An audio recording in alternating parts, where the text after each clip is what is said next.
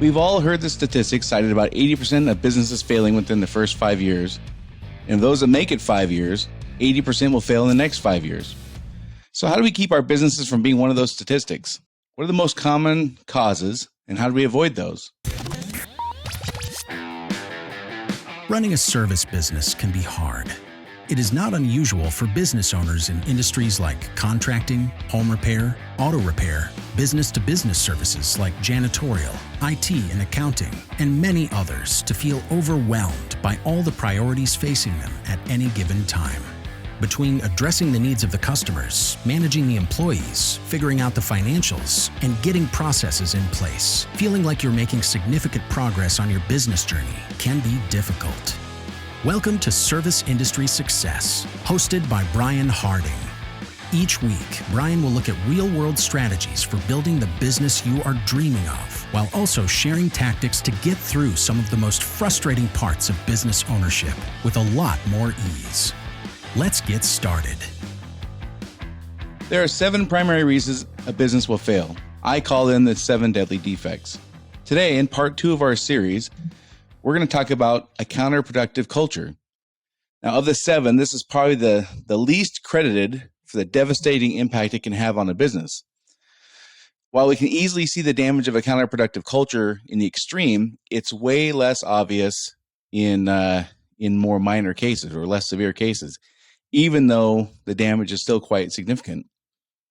I think it's important for us to remember that this is that a productive or counterproductive culture is not an on-off proposition, and it's definitely not a static situation. The degree in which your employees want the company to succeed or support the company's initiatives is more like a scale where you have a -10 at one end, a 0 in the middle, and a +10 at the other end. Or a survey question with the question sounds like, how would you describe your desire to support the company and its initiatives, which has answers like strongly work towards, somewhat work towards, indifference, somewhat work against, and strongly work against. And the collective mood of the employees ebbs and flows throughout the days, weeks, months, and years. And all of those happen independently. There could be a trend of employees moving more towards or away from supporting the company and its initiatives over the course of a year. And then week to week, it varies some as well. So it's not an easy thing to put your thumb on. It's not an easy thing to keep track of. It moves a lot, and the more people you have, the more independent voices you have or independent thoughts you have about people who want to support the company or are indifferent or frankly work against it. So most of us have worked for companies which have had a group of employees which seem to work very hard against the company's success. Personally, I've worked for a company a few times, which had employees who were almost like rooting for the company to fail, which always seemed really odd to me. In one case, the company went completely under. In another case, where I worked for a company, the company shrunk about 80%. Now, in every one of those cases, I've personally witnessed this. The employees strongly disliked their manager. In the cases I've witnessed, the manager has earned the contempt from the employees for one reason or another. Also, in every one of those cases, and probably ones you've experienced as well, the manager had justified their position or tactics or strategies and just was not willing to entertain the idea of changing their behavior or their posture or their practices. It seems that the more ingrained or entrenched a manager is to irritating their employees or whatever, the less likely they are to want to change their their position or their tactics or strategies or whatever. It's an odd dynamic that seemingly the more you irritate your employees, the less you want to hear that you irritate your employees. So this includes managers who were like complete tyrants, like just mean or cruel, just vicious individuals. It includes managers and business owners who had kind of an air of superiority as though that they were just a little bit better than everybody else. And the employees begin to resent them for that. This includes people or managers who would describe themselves as having, quote unquote, a temper. Although I would describe it more like, tantruming, throwing a temper tantrum like a toddler would. And it also includes less obvious situations where the managers would avoid conflict and leave it to their team to take on the burden of difficult decisions or dealing with difficult employees. This includes less obvious things like managers who are just kind of indifferent to their employees or their employees' happiness or success, their personal, professional success. And it also includes managers who are focused on getting the tasks done with little regard for aligning the goals of the employee with the goals of the company. In that particular case, it's more of the company just needs this to get done, and that's just the way it is, and we all just need to shut up and do what the company needs and move along. And there's time for that, I suppose. But if that's the default mode and that's the default motivational structure, I don't think that there's a lot of longevity there. And I don't think employees are going to really want to commit to the company succeeding if that's the reward. It's just, the company just needs more. That doesn't make a whole lot of sense. So in these cases where it's less obvious, it's more of a passive thing or indifference, employees didn't necessarily resent the manager to the degree they did when it's a complete tyrant or just somebody cruel, but they wouldn't necessarily go out of their way to really strive for the company's success either. So especially in the case of indifference, it's kind of a funny thing when you tell employees just be quiet and focus on getting the task at hand done.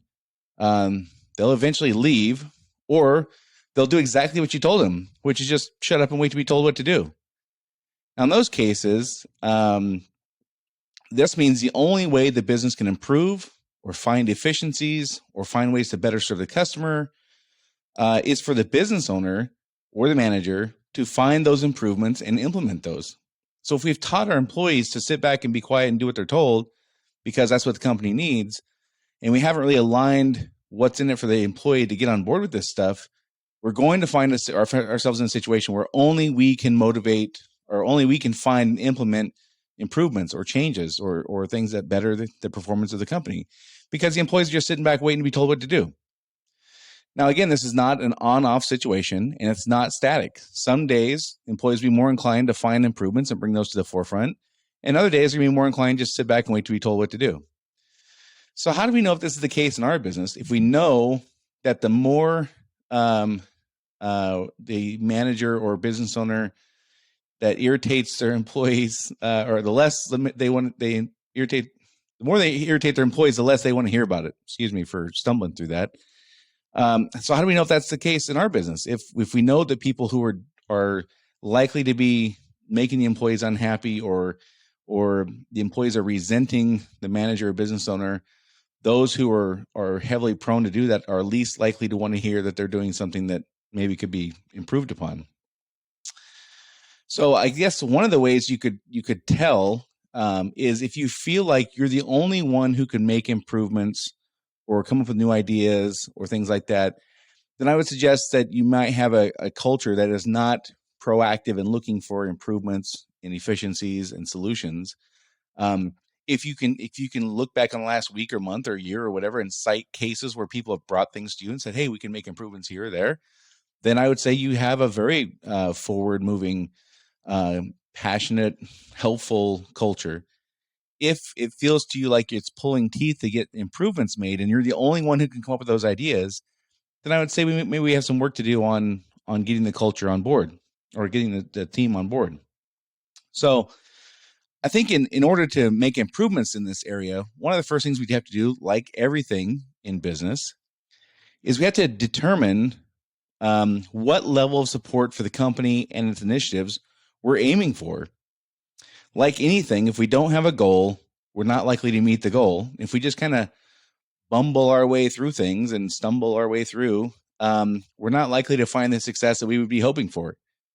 But just like anything else, having a productive culture is something we can aim for. We can determine that we want to have a culture of people who are very much supporting the company and its initiatives and its success.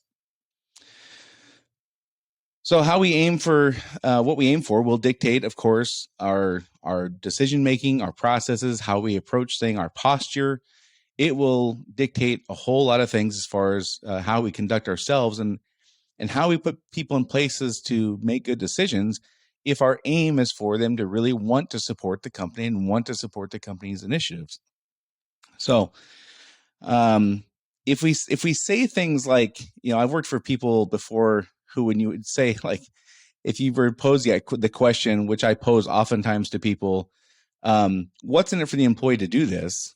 Their default answer would be, well, they get a paycheck. That's the deal. And I always kind of think and sometimes say, well, every company offers a paycheck. What's in it for the employee to work here? In a general sense, what's in it for the employee to work here is a question I think we should be asking kind of all the time. I gave an example a couple weeks ago of a situation where an employee was doing something completely counter to helping the company move forward. And the business owner basically had to bail this employee out every day. And my question to the business owner was the same then, like, what's in it for the employee to stop doing this? You're going to bail them out every day. What's in it for them to quit? What's in it for them to start doing what you need them to do? And same thing for other things. Like I think we need to be asking what's in it for people to do this. Not that we're going to be looking for giving out bonuses every time we need something done or increasing their pay every time we need something done. But I think we do need to have a handle on why would somebody want to do this? Because people are more inclined to do things that benefit them, that they understand the reason why. So if we can make that part of our decision-making process when we implement things or roll out ideas or raise expectations or whatever, if we can start asking ourselves what's in it for the employee to do this, just so we have a handle on, what are we up against, if anything, or are these people naturally inclined to want the company to be successful? If so, great. If we need to find a different reason, if it's specific, something that's a little more challenging for the employee to do, or they just naturally wouldn't want to do this for whatever reason, or they think it's hard or not achievable or whatever, I think it's important for us to start asking, like, what's in it for them to want to do this? And that's my goal, is for them to want to do these things, not to be doing them because they're being threatened or they get a paycheck. That's not, I don't think that's entirely a long-term motivational strategy. Now, does that mean that they're going to want to do every single thing that we're going to ask them to do? No, probably not. I would imagine that's probably a little unrealistic. But because my approach is for them to want to do things, I just approach things different. Or my end goal is for them to want to do things. I just approach things differently. Part of rolling out anything is what's in it for them to do this? Why would they want to do this? So do I think my company's culture is better because of that? Absolutely. Because that's part of the conversation. And that's not a conversation I have with myself. That's a conversation I have with the employees. Sometimes I just say, listen, this is kind of hard. Why would you want to do this? And let's have that discussion. Sometimes they're going to say things like, well, the company needs to be successful. And that's awesome. Sometimes they're going to say things like, well, I need to improve. I need to grow. I want my career to advance someday. So I need to make improvements and changes so I can enhance my own path. That's great to hear also. If we find out the answer is nobody knows why somebody would want to do this, then we've got some challenges here. We got some work to do. We got to figure that out, because the likelihood people are going to continue to do something that nobody can explain or articulate why they would want to do this. I think that's asking a lot, that we would expect any kind of longevity for any kind of initiative or endeavor or process or goal. If nobody can explain why the employee would want to do this stuff, then I don't think it's very likely for it to continue to happen. So I think we need to accept a couple of things about human nature. Again, people, including our employees, are more likely to do things that benefit them. They're more likely to do things that they understand. And we just have to acknowledge that. We have to stop pretending like our employees are the exception. They're not. They're people too, and they're going to behave the same way all the rest of us do. So another thing I think we need to acknowledge is that we are probably biased about our own culture. If somebody asks you, hey, how's your company culture? How's your employee mood? How's the mindset of your team? We're probably going to assume or lean towards things that are a little better than they are in reality. That doesn't make us bad people. Doesn't mean we're not good at assessing things. Just means we have a bias about this. So we better be honest and accept that. So we can look for specific behaviors that are likely to produce a bad culture and hold ourselves accountable for not displaying those behaviors, rather than relying on our assessment of the culture, which is probably flawed, as our gauge for how we're doing. We know there's certain behaviors that are going annoy people, our team. They're just gonna make them angry. They're gonna resent us if we display certain behaviors. I think we need to identify what those are. They're pretty easy to point out. We've all worked for somebody who's displayed them. Like I gave some examples of a tyrant or somebody who's just indifferent or just doesn't care what the employee thinks. Just shut up and do what you're told. Those are the behaviors that we can see pretty easily that are going to have a bad impact. On the other side, things are a little more hard to identify. Is when a manager is just indifferent to making or reluctant to make decisions because they don't like to be the bad guy. They want somebody else to have to deal with the problems, and they want somebody not to like them. So they're gonna run away from conflict and leave that on the employee's shoulders to take care of. That's not any less damaging. It's less cruel, it seems like, in the moment, but over time, it's just as damaging. So, and if you don't like my methodology of asking what's in it for them, I get that. You could try something like, how would I want my child's employer to address this or handle this? Or how would I want my niece or nephew worked for a company, how would I hope that they would roll something like this out? You don't have to ask the same question I do.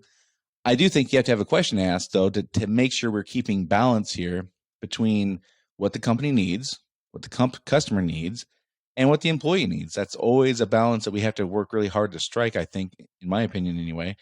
If we want to have longevity on anything, the employees got to kind of want to do this stuff. We can't just be cracking the whip all the time and like making them do things they don't want to do.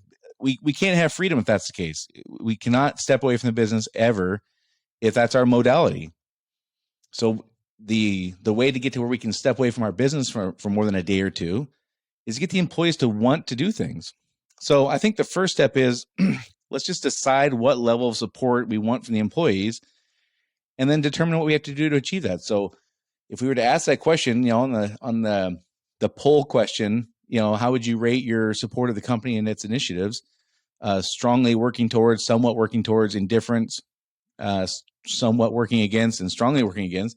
I think we would all aim for the first one. We would all want somebody, an employee or a group of employees, all strongly working towards supporting the company and its initiatives. But I don't know that we necessarily consciously make that a goal. And I think that that's like anything. That's the first step is identifying what the goal is and working towards that. So one of the most common reasons a business fails is because of a counterproductive culture. This one is not as obvious as just like running out of cash or not having a good product. But I don't know about you guys, but I've worked in situations where the culture absolutely killed the company. In one case specifically, the culture put them out of business. In another case, the company shrunk at least 80%, maybe 90%. And it was strictly because the employees resented the company for putting them in bad situations. I think managers and business owners who create or contribute to a counterproductive culture cannot always or will not always be able to tell if they're part of the problem. I think that's really hard because if you asked 100 managers, do you think you're a good manager? Well over 90% would probably say yes. If you ask the employees of those 100 managers, do you have a good manager? Probably 25% of the employees would say yes. That's a huge gap. And I think that's just human nature. People are not likely to point out that they're doing something that's not as good as they could. So we can't rely upon our own assessment because we're going to be biased. So we have to just be aware that our bias is going to sway us towards thinking that things are better than they probably are. It's also important to remember that counterproductive culture is not an on-off situation or a static situation. There's degrees, like the five question or 5 answers to our poll question. Indifference is one of them. People just don't care one way or the other. That's one of them. It's not on or off, and it's not static. This is a moving situation at all times. I think we have to choose a goal about how we want our employees to support the company and its initiatives, and we must work with human nature rather than fighting it. What I mean by that is just coming to grips with the fact that people are more likely to do things if they want to do it, period. They will do things that they don't want to do sometimes, but it's not sustainable, and it's certainly not sustainable without somebody watching. So if the goal is for us to have freedom and not feel like our business owns us all the time, then we have to have people who want the company to succeed. We have to have people who want the company to do well enough that they will do things on their own without being told to or made to make improvements or just to keep things running. And we also must acknowledge that we're going to have our our own bias, like I said, in our employees' perception of happiness is not going to be in alignment. So that can't be our sole barometer or gauge on how things are going. I think we just have to identify the behaviors we know will create a counterproductive culture and avoid those, and identify what they are, and hold ourselves and our leadership team accountable for not displaying those. And that includes things like being too passive and not taking care of situations that the manager should be taking care of. And again, for me, asking my key question in the moment, which is what's in it for the employee to do that? Again, it does not mean I'm going to incentivize them monetarily or with any kind of extra perks. I just need to have a handle on why would an employee want to do this if I have any hope that this is going to be something we can do long term. You can ask your own key question. Again, it could be, how would I wish my kid's manager or my niece or nephew's manager would handle a situation like this? That's fine. I just think we have to have a question we ask in the moment as we roll these things out to make sure we're maintaining that balance. So that's it for this week on the part 2 of our series, the 7 Deadly Defects. This week was Counterproductive Culture. I would just like to say thank you for everyone who's taken the time to give us a review. We've got all 5-star reviews. That's awesome. Appreciate that. I would ask that if you know a friend or you have a friend who's a owner of a service industry company, please share this with them. You can send it through text, email. There's all kinds of fancy ways to do that kind of stuff now. If you have time and you haven't yet, please give us a review. A 5-star review would be awesome. That's the way to grow these things, is to share and rate and review. That's kind of how podcasts work. So thank you for those of you taking the time to do it. And please take a moment if you haven't so far and help us out with that. That would be fantastic. Anyhow, that's it for this week. I'm Brian Harding with Service Industry Success, and I'll see you all next week.